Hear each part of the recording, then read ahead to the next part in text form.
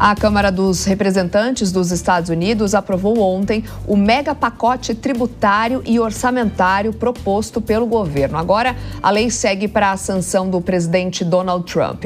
O Alan Gani está de volta para a gente repercutir qual a maior fragilidade também desse projeto, Gani, do ponto de vista econômico. Então, a maior fragilidade é justamente o aumento do déficit e o aumento da dívida pública dos Estados Unidos.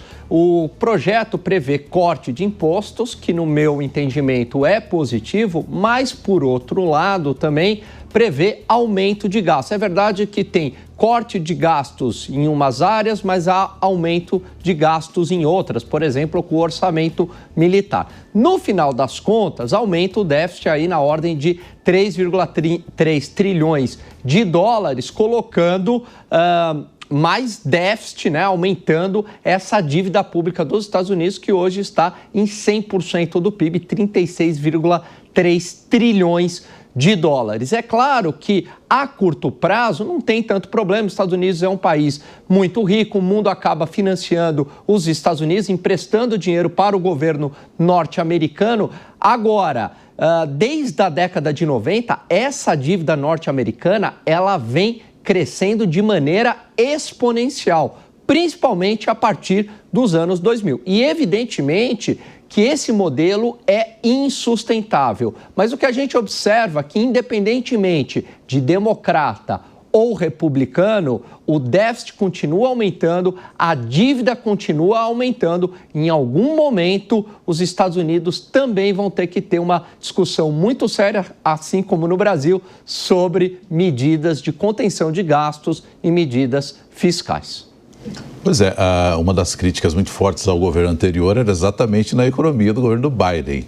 Há sinais de melhora com o Trump ou não, Gani? Olha, por enquanto, a economia americana tem sido bastante resiliente, né? O crescimento esperado gira em torno de 1,5%, os mais otimistas 2%. A inflação acabou não chegando lá nos Estados Unidos, como se previa inicialmente com a guerra tarifária. Agora, é verdade também que muitos dizem que este efeito da política protecionista vai chegar lá no terceiro trimestre, mas o ponto é que a economia continua praticamente a mesma do governo Biden. Agora, Donald Trump gostaria de reindustrializar os Estados Unidos. Evidentemente que isso não é feito da noite para o dia. Você trazer de volta indústrias para os Estados Unidos não é uma tarefa fácil. Além do que, quais indústrias você quer trazer para os Estados Unidos? Essa é uma questão relevante. É uma indústria lá de cadarço, é isso que os Estados Unidos querem, né? Indústria farta em mão de obra, com baixos salários, ou é justamente indústrias de alta tecnologia?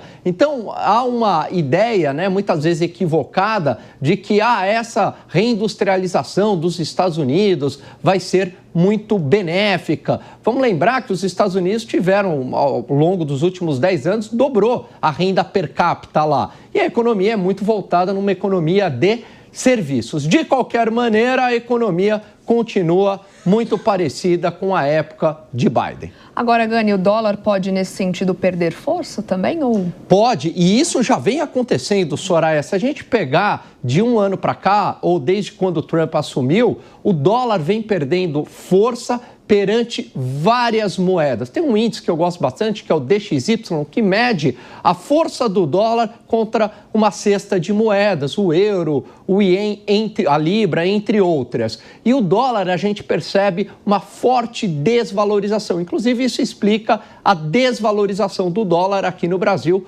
né? E o real agora sendo cotado a 5,40. Por quê? Porque o investidor, ele vê com desconfiança, com medo, com receio, essa política tarifária de Donald Trump. Também todo esse pacote fiscal acabou fazendo efeito também. Então, tudo isso significa um aumento do risco, né? Essas tensões comerciais, o risco fiscal acaba indo para preço e é por isso que o dólar vem enfraquecendo perante várias moedas globais.